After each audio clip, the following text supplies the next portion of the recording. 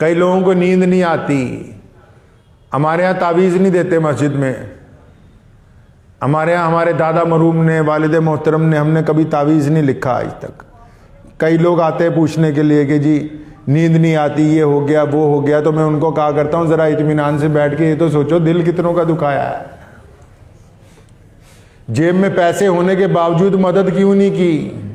तुम्हारे तो दरवाजे तक अल्लाह तबारक व तआला ने अपना नुमाइंदा भेज दिया था, तुम उनकी तरफ क्यों नहीं गए?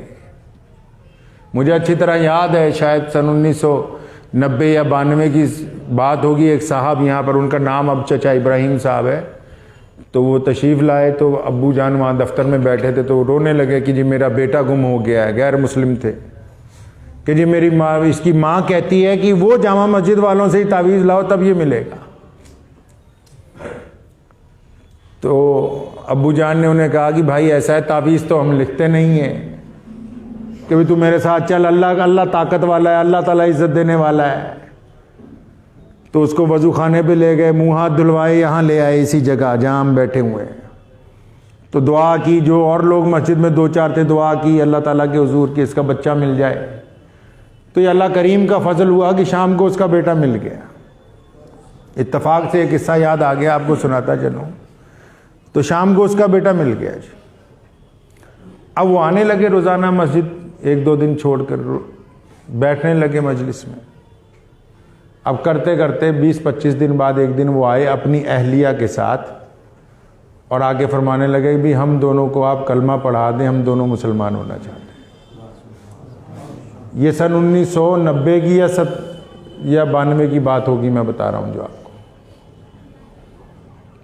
तो उनके साथ उनके 3 बच्चे थे, एक बेटी थी, बेटी की उम्र 17 साल थी, जो बेटा गुम हुआ था उसकी उम्र 14 साल थी, 2 और छोटे बच्चे थे। अब वो सारा ख़ानदान जो है उसने कलमा इस्लाम पढ़ के हल्का बगोश इस्लाम आने जाने लगे। उनका नाम इब्राहिम रखा, हम लोग बचपन से उन्हें इब्राहिम चचा कहते हैं। सुन रहे हो शायद आज वो भी किस्सा कहीं बैठे।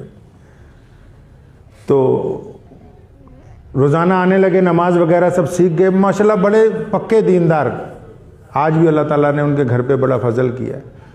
तो 1 महीने बाद वो आए, आके अब्बू जान को कहने लगे कि आप बेटी का रिश्ता ना अमृतसर कीता है, तो उनको बताना है कि अब हम क्योंकि कलमा पढ़ चुके हैं तो हम अपनी बेटी तुम्हारे यहाँ नहीं देंगे।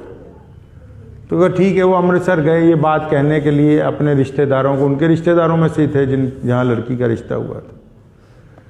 अब वो जब वहाँ जाके उनको ये बात बताई तो वहाँ लड़की वाले जो थे आगे, वो भी इन्हीं की तरह थे, थोड़े से अक्कड़ भी थे। कहते नहीं जी रिश्ता तो हम नहीं तोड़ेंगे, तुम हमें उस मौलवी के पास लेके चलो।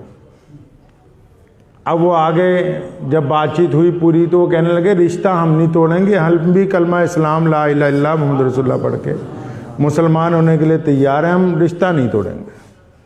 तो लड़का जिससे निकाह होना था वो, उसके वालिद, उसकी वालदा, वो लोग इस्लाम कबूल कर गए।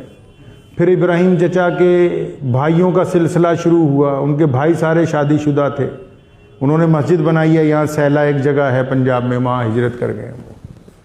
तो वो उन सब लोगों ने इस्लाम को कबूल किया।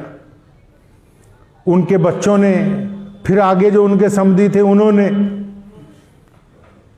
तो 10-12 साल में कई 100 अफराद, क्या समझे, उन्होंने इसलिए इस्लाम को कबूल किया कि अगर 50 रुपए का तावीज़ दे दिया जाता तो ना उसका बच्चा मिलता, तो ना हमारी कोठी बढ़ जानी थी। क्या समझे,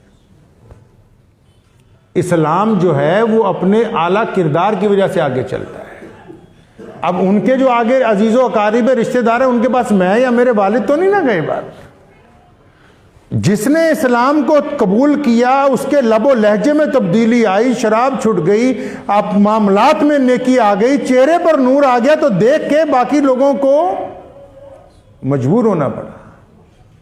तो मैं अक्सर है ना मुसलमानों को पूछता हूं ना, जेड़े साढ़े इत्थे है भज्जे जाएंगे मौलवियों को 500-500 रुपये हाथ च फड़ा के भी सिर ते हाथ रख दो, वो भी क्या तुम्हारा भी कोई ऐसा पीर है जिसको देख के कभी किसी ने कलमा पढ़ा हो?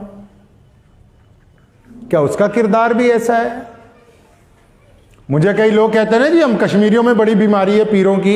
मैं उनको पूछा करता हूं भी तुम्हारे यहां भी कोई ऐसा पीर है कि कोई सैर करने गया हो तो उसने तुम्हारा किरदार देख के इस्लाम को कहा हो कि बेहतरीन मजहब है?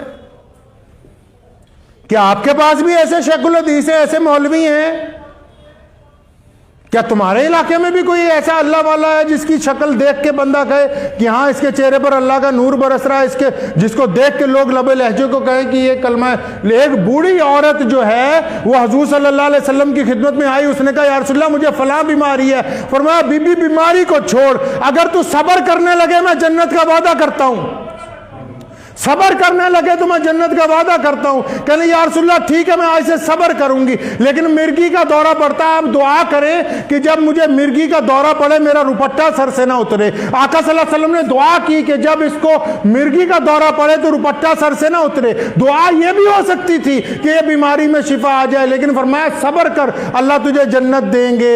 और सहाबा फरमाते हैं, अबू हुरैरा से पूछे, सैयदना बिलाल से पूछे, सैयदना अनस से पूछे, सहाबा फरमाते हैं जब कोई नया बंदा मदीने में आता ना कि यार हमने मुसलमान होना, कोई जन्नती दिखाओ, उस बूढ़ी अम्मा के दरवाजे पर पहुंच जाते, दरवाजा खटखटाते, अम्मा जी बाहर आती, बोलो क्या बात है, कहते अम्मा जी इस बंदे ने जन्नती औरत देखनी थी, हम इसलिए तुम्हारे घर पे लेके आए।